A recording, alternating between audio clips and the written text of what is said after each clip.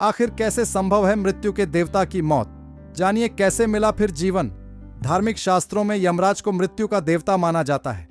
सृष्टि से भौतिक शरीर के नष्ट हो जाने के बाद व्यक्ति की आत्माओं को यमराज के समक्ष पेश होना पड़ता है, जहां व्यक्ति के कर्मों के आधार पर उनको स्वर्ग या नरक में भेजा जाता है। यमराज के सहयोगी चित्रगुप्त आत्माओं के कर्मों का हिसाब रखते हैं, लेकिन क्या आप जानते हैं जो स्वयं दूसरों के प्राण हरते हैं उनकी भी मृत्यु हो गई थी, जिसकी एक पौराणिक कथा प्रचलित है। नमस्कार दोस्तों, छोटका बाबा चैनल पर आप सभी का स्वागत है।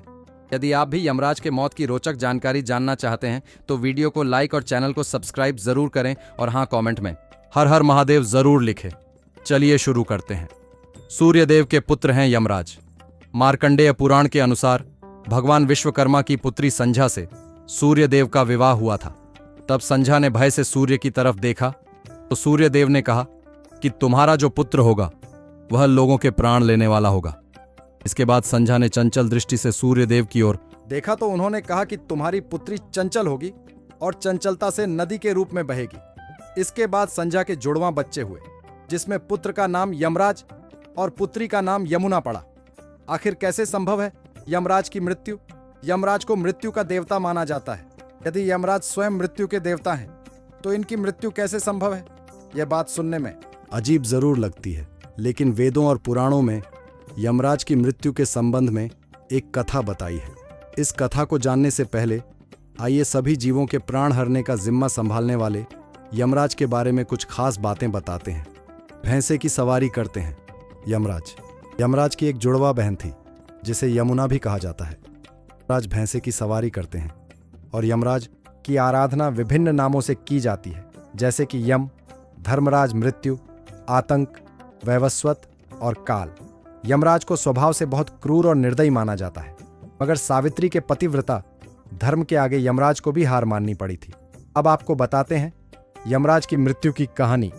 मृत्युपाश को भेजा प्राण हरने। प्राचीन काल में शिवभक्त राजा श्वेतराज करते थे। वृद्ध होने पर उन्होंने अपना राजपाट बेटे को देकर गोदावरी नदी के तट पर एक गुफा में शिवलिंग स्थापित किया और वहां शिव की आराधना में लग गए। वे राजा श्वेत से महामुनि श्वेत बन गए थे। जब उनकी मृत्यु का समय आया तो यमदेव ने उनके प्राण लेने के लिए मृत्युपाश को भेजा, लेकिन श्वेत मुनि अभी प्राण नहीं त्यागना चाहते थे, तो उन्होंने महामृत्युंजय मंत्र का जप करना शुरू कर दिया। जब मृत्युपाश श्वेत मुनि के आश्रम में पहुंचे तो देखा कि आश्रम के बाहर भैरव बाबा पहरा दे रहे हैं। मान्यता है कि महामृत्युंजय मंत्र के जप से प्रसन्न होकर शिवजी ने ही श्वेत मुनि की रक्षा के लिए भैरव बाबा को भेजा था।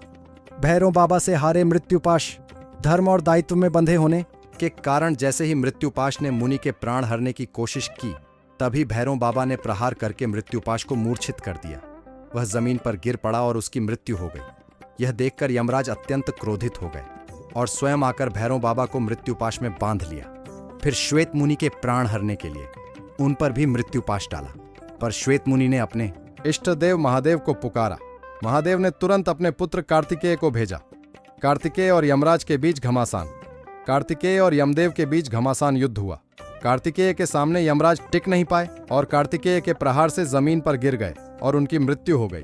भगवान सूर्य को जब यमराज की मृत्यु का समाचार लगा तो वह विचलित हो गए।